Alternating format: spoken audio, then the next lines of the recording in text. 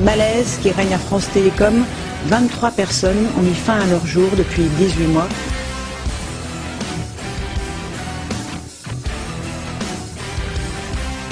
Procès SFR et Téléperformance. Vendredi 10 mars dernier, la Cour d'appel de Toulouse a confirmé la condamnation des entreprises pour licenciement abusif et collusion frauduleuse.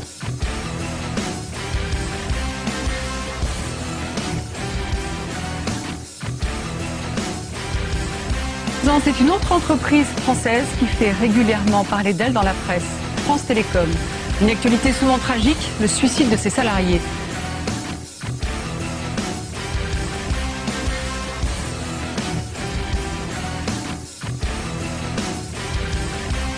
Salut à tous. Une fois de plus cette semaine, c'est Free Mobile qui fait l'actualité et pas en bien malheureusement puisque les pannes à répétition, les difficultés se multiplient pour le nouvel opérateur. On fait le point.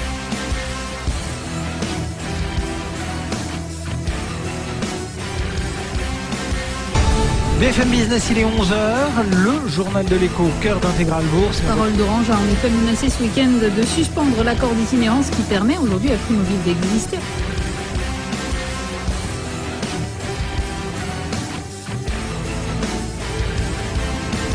Des pannes successives qui font qu'on ne peut plus passer de coups de fil ou on ne peut plus se connecter à Internet. Il y a des retards aussi dans les envois et les réceptions de SMS. Et ça, c'est arrivé plusieurs fois ces derniers jours.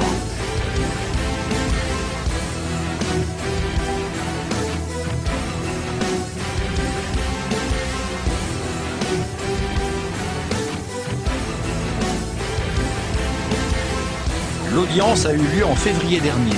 France Télécom a finalement été condamnée pour discrimination syndicale.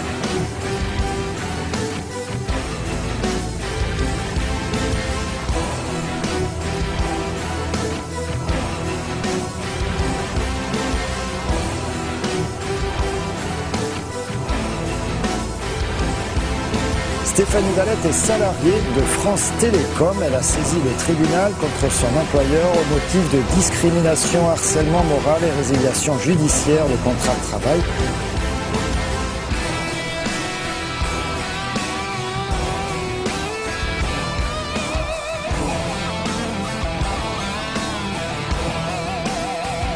Tous ces dérapages valent donc à Google une amende record, 100 000 €.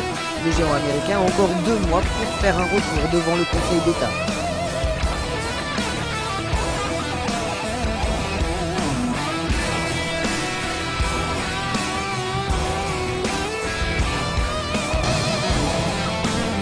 « 100 000 € d'amende, 40 000 € de dommages-intérêts. Le fournisseur d'accès à Internet Free a été condamné par le tribunal correctionnel de Paris pour pratique commerciale trompeuse.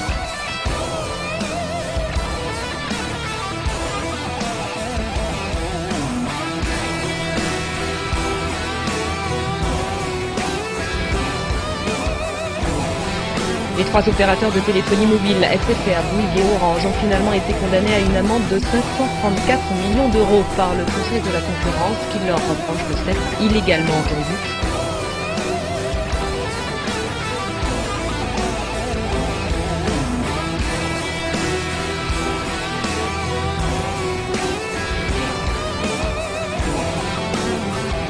€, c'est la somme que Numéricable devra verser à ses clients mécontents.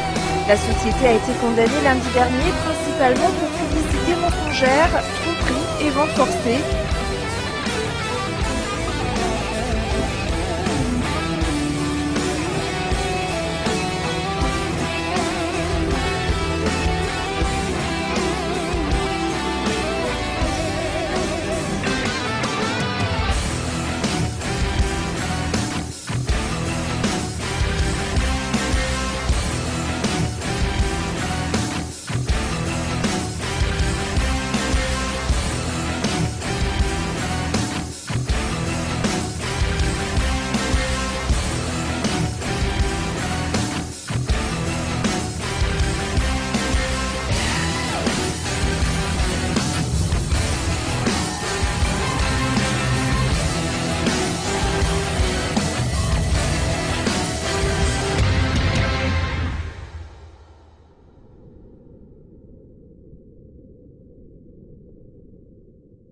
suis l'avocate conseil à l'échelle mondiale de la société et je suis vice-présidente monde et conseillère générale de la société.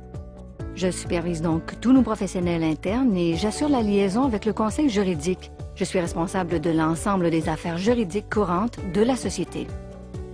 J'ai été juge à la cour du district pendant 13 ans, à Wichita, Kansas.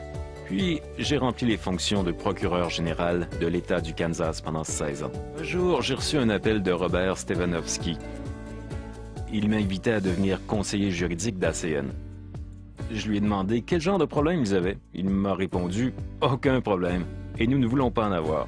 Voilà pourquoi nous comptons sur vous. » ACN est au courant de l'information négative circulant sur Internet et pour la plupart, nous l'ignorons. Je ne connais personne, ni aucune société, qui à un moment n'a pas suscité des commentaires négatifs. On ne peut pas y faire grand-chose. Par contre, il suffit de voir notre bilan. ACN a toujours très bien su se conformer à la loi. Une structure pyramidale, c'est quand on est payé pour recruter. Or, ACN est une société d'acquisition de clients. Elle est donc conforme aux lois et n'a rien d'une pyramide illégale.